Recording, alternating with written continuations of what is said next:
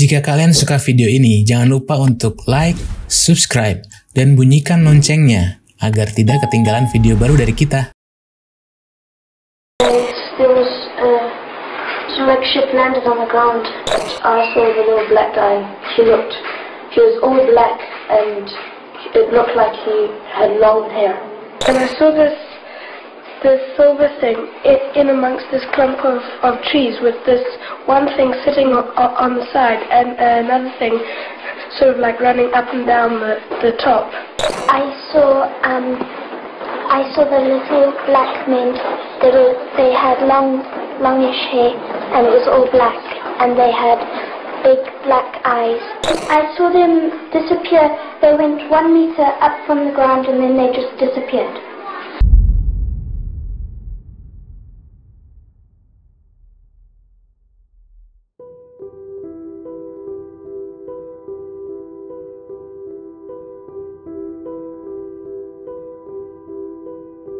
Pada tanggal 14 September 1994, hujan meteor terjadi di atas langit Afrika Selatan.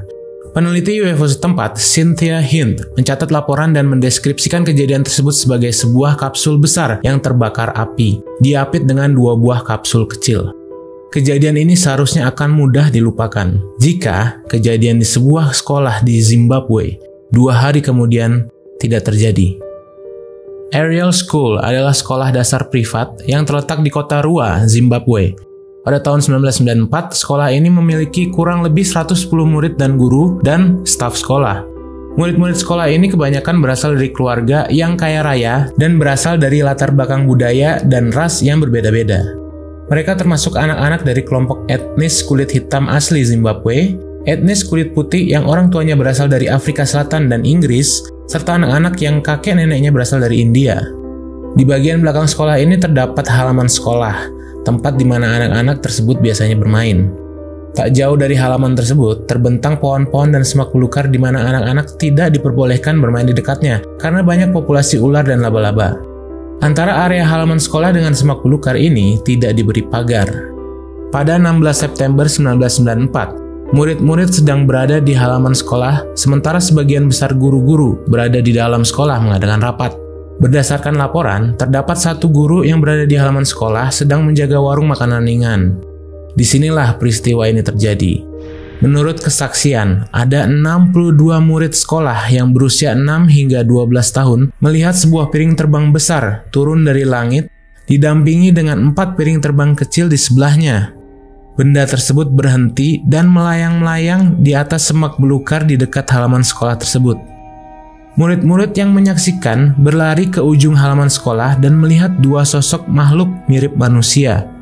Makhluk yang pertama sedang duduk di atas piring terbang tersebut, sedangkan yang kedua sedang berlarian ke sana kemari di semak belukar. Yes, we saw a black man running around. A little man or what?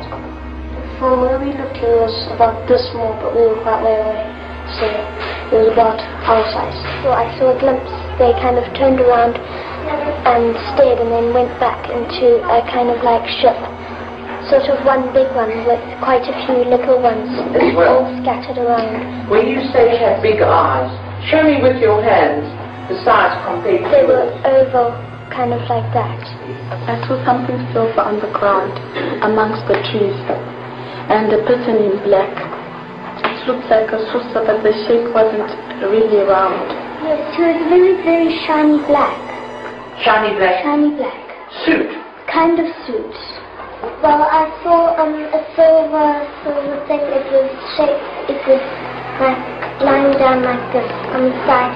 And I saw a black man. He was dressed in black and he had big eyes.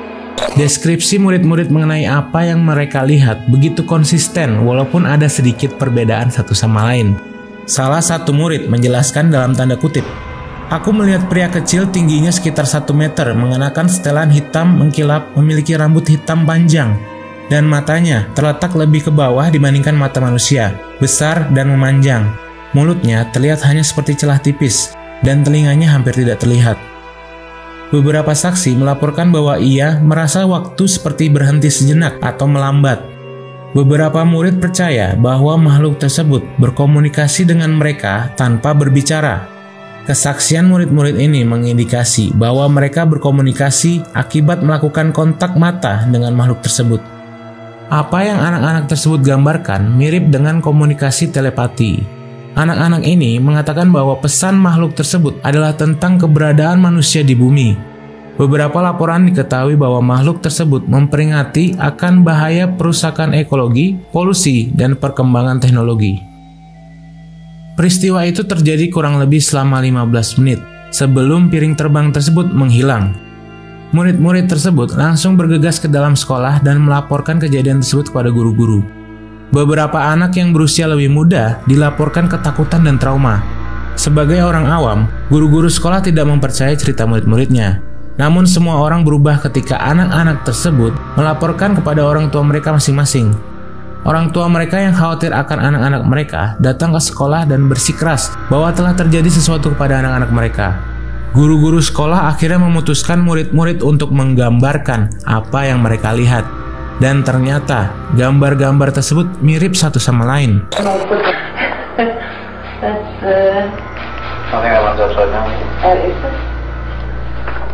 What's that? This to me was the impression. But I spoke to John Spencer last night.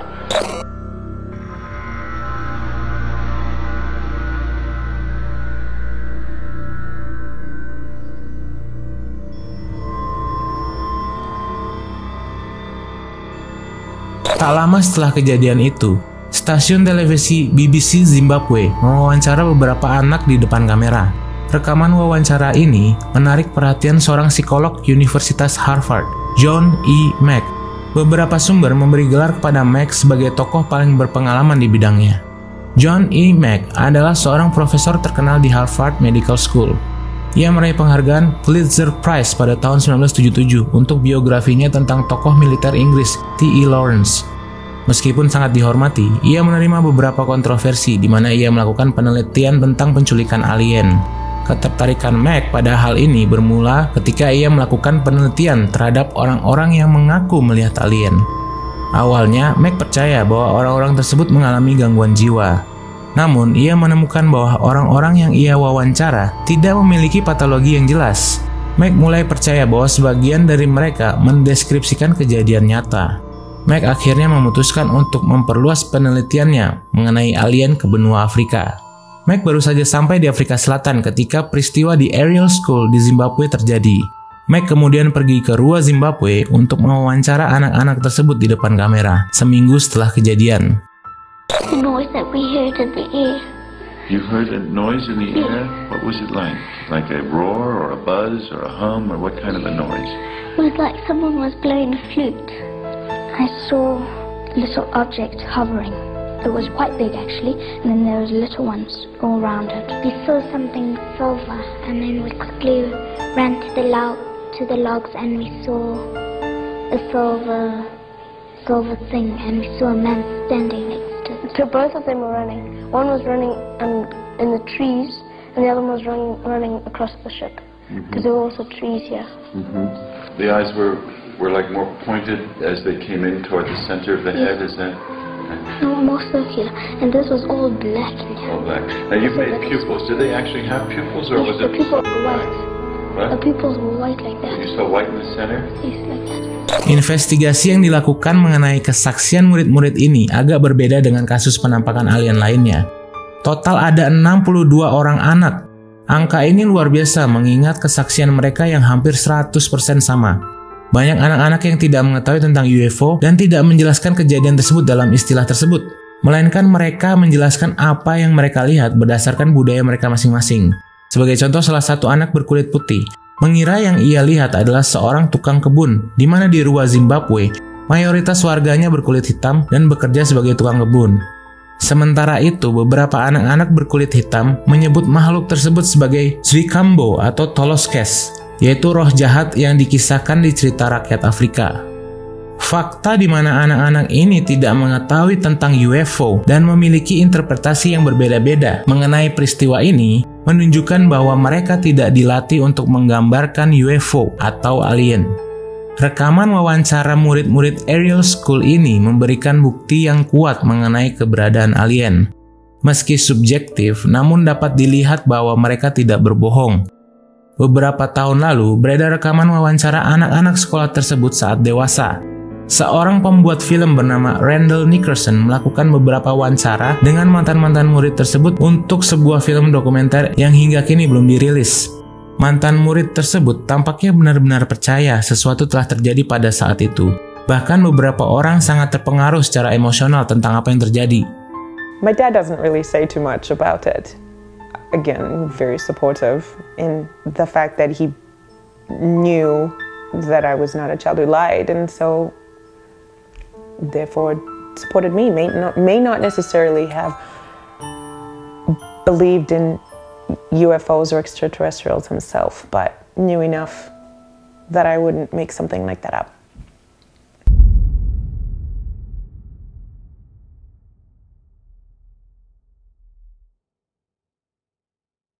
Jadi, berdasarkan kisah murid-murid Ariel School, beredarlah teori-teori mengenai keakuratan kesaksian mereka. Ada 3 teori yang paling dibahas di internet. Yang pertama, guru-guru sekolah melakukan prank yang disengaja. Sebuah podcast yang membahas kasus penampakan alien di Zimbabwe mempertimbangkan apakah murid-murid sekolah tersebut sengaja dikerjai. Sang pembawa acara membacakan salah satu laporan yang tercatat pada tahun 2000-an, di mana guru-guru sekolah menyamar sebagai alien hanya untuk lelucon bagi para murid. Randall Nickerson yang hadir sebagai bintang tamu mengatakan bahwa ia sempat mewawancarai guru-guru sekolah tersebut. Menurutnya, guru-guru tersebut syok dengan kejadian itu, di mana sebelumnya mereka tidak percaya peristiwa itu terjadi. Yang kedua, histeria massal. Insiden di Ariel School telah dikutip sebagai salah satu contoh kasus potensi histeria massal. Teorinya yaitu ada sebuah insiden di halaman sekolah yang membuat murid-murid heboh. Setelah itu, karena pengaruh teman-teman sebaya dan pertanyaan yang dilontarkan oleh guru-guru, membentuk memori anak-anak tersebut mengenai peristiwa yang telah terjadi.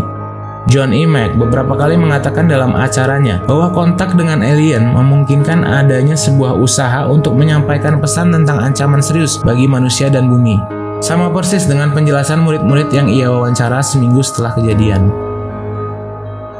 Dan yang terakhir, peristiwa yang terjadi di halaman Ariel School di Ruwa, Zimbabwe pada tanggal 16 September 1994. Makhluk luar angkasa mengunjungi halaman sekolah untuk memberi peringatan kepada manusia.